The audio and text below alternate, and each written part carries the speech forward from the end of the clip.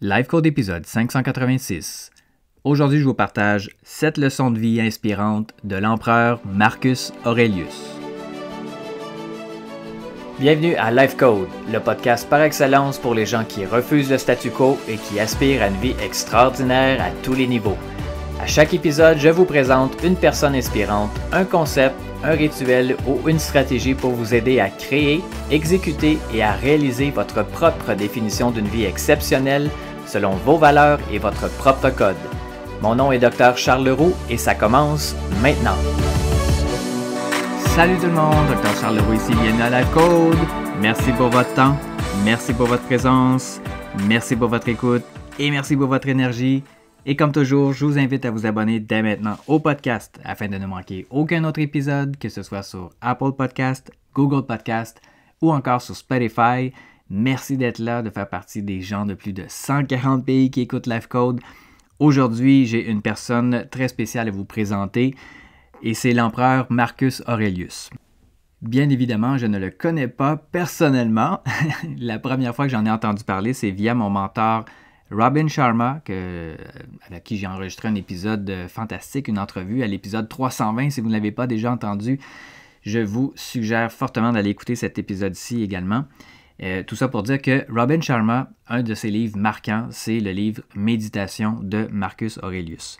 Et donc aujourd'hui, je me suis procuré ce livre-là, je l'ai lu aussi, j'ai trouvé également fantastique. Je pouvais bien comprendre pourquoi c'était un des livres fétiches plutôt de Robin. Et aujourd'hui, je voulais vous partager 7 leçons de vie que j'ai tirées de ce livre-là. La première leçon de vie, c'est au lieu de vous demander comment être une bonne personne, bien, soyez-en une, tout simplement. Ne faites pas que discuter de ce que c'est une bonne personne ou de ce qu'une bonne personne devrait être ou devrait faire. Soyez-le et faites-le. Ce que ça veut dire, c'est soit A, montrez l'exemple, faites votre propre chemin, puis arrêtez de vous soucier des autres. Et ça, on pourrait faire un immense parallèle avec ce qui se passe en ce moment. Arrêtez de regarder tout ce qui se passe ailleurs. Arrêtez de vous comparer aux autres ou de comparer les autres à vous-même et à vos propres perceptions de ce que la vie devrait être. Faites votre propre chemin et inspirez les autres par vos actions. Et l'autre chose que ça veut dire, c'est de penser à comment être bon. Ça ne fait que vous distraire du fait que c'est dans les petits détails de la vie de tous les jours et les actions au quotidien que l'on se construit comme une bonne personne. Donc, oui, c'est important d'avoir des principes, une vision, mais le nerf de la guerre, ça se passe dans le quotidien. Deuxième leçon de vie. Le mal que les gens font vous blesse seulement si vous faites le mal en réponse. Marcus Aurelius disait « Concentrez-vous à chaque minute comme un Romain, sur chaque minute, sur ce qui est à faire en face de vous, avec précision, avec un véritable sérieux, de façon bienveillante, intentionnelle et avec justice. Et concentrez-vous aussi à vous libérer de toutes les autres formes de distraction. » Donc ça, ce que ça veut dire, comment est-ce qu'on peut appliquer ça dans notre quotidien? Premièrement, oubliez ce que les autres font en ce moment. Oubliez ce que vous pensez qu'ils font de mal. Concentrez-vous sur vous, gardez les yeux sur votre mission, votre intention, votre prochaine action. Et quand vous avez le goût de réagir par rapport à ce que vous observez chez les autres, c'est vraiment en vous que vous devriez regarder en premier. Pourquoi est-ce que ça me fait réagir tout ça? Quelle résistance est-ce qu'il y a en moi? Et ce que l'autre personne fait ou dit, c'est pas nécessairement à cause d'elle que moi je réagis de cette façon-là. C'est que je porte déjà en moi soit une blessure ou une résistance que, grâce à ça, j'ai l'opportunité d'en prendre conscience pour pouvoir peut-être l'identifier, la transcender, puis évoluer, ne plus garder ça en moi. Troisième leçon de vie, soyez reconnaissant pour tout ce que vous avez. Et ça, je ne le répéterai jamais assez. Arrêtez d'avoir du ressentiment pour ce que vous n'avez pas et soyez reconnaissant pour ce que vous avez. Simplement le fait que d'être en vie, c'est un privilège. On est tellement chanceux d'être conscient, d'avoir une santé, d'avoir accès à Internet, des amis, même si on n'a pas l'occasion de les voir aussi souvent qu'on aimerait, on a quand même la chance de pouvoir connecter avec eux à tous les jours si on veut. D'avoir l'opportunité d'aimer et d'être aimé par les autres, c'est tout un privilège ça. Marcus Aurelius disait « Tout ce que vous avez besoin, c'est ceci. La certitude du jugement dans le moment présent. L'action pour le bien commun dans le moment présent. Et l'attitude de gratitude dans le moment présent pour tout ce qui va se présenter sur votre route. » Et ça, c'est tellement vrai. 4e leçon de vie maintenant. Rappelez-vous que vous pourriez mourir à tout moment et l'inquiétude de ce que les autres pensent de vous va se dissiper. Au final, encore une fois, on n'a aucune certitude sur ce qui va arriver dans notre vie. La vie pourrait se terminer en un instant. On n'a aucune certitude par rapport à ça. Et cette attitude-là, cette réalité-là, en fait, qui n'a aucune certitude par rapport à la vie, ça pourrait se terminer dès maintenant. Cette attitude-là, on peut l'avoir à chaque chose que l'on fait, à chaque conversation que l'on a avec une autre personne, comme si c'était la dernière que vous aviez. Et ça revient tout à l'heure quand Marcus Aurelius disait « Concentrez-vous sur chaque minute comme un Romain ». Donc, appliquez-vous dans ce que vous faites. Quand vous rencontrez quelqu'un, c'est pas banal. On ne sait jamais si c'est peut-être la dernière fois que vous allez revoir cette personne-là. Si vous le saviez en avance, comment est-ce que vous agiriez avec cette personne-là? Si vous saviez en avance que l'action que vous allez poser, ça va être la dernière fois que vous allez la faire, comment est-ce que vous voulez la faire finalement? Et pourquoi pas appliquer ça à toute chose que vous faites et à chaque conversation que vous avez. 5e leçon de vie maintenant. Accueillez les obstacles pour faire grandir votre feu intérieur. D'après Marcus Aurelius, les humains ne peuvent pas prospérer, ne peuvent pas s'épanouir quand la vie est trop facile. Et j'ai tendance à penser ça moi aussi. Ça prend de la friction, ça prend du stress, ça prend de la pression pour créer des diamants. C'est la même chose dans notre vie aussi. Tout ce qui se tient dans le chemin, c'est ce qui devient le chemin. Donc, essayez pas d'éviter les obstacles, il faut plutôt les accueillir les challenges parce que c'est bon pour votre évolution, c'est bon pour votre fort intérieur, c'est bon pour votre âme. 6e leçon de vie, les problèmes sont créés par votre esprit.